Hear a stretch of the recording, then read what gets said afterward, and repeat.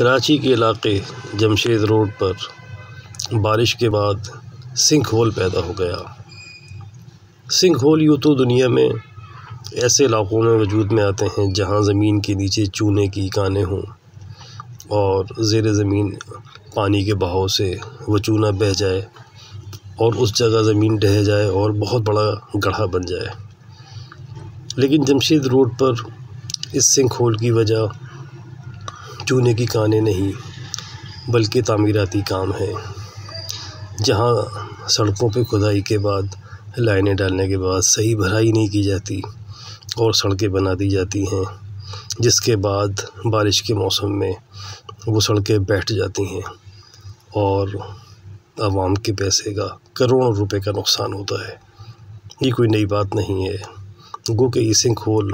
اتنا بڑا کراچی میں شاید پہلی بار دیکھا جا رہا ہے، لیکن کراچی میں سڑکیں بیٹھنا معمول کی بات ہے۔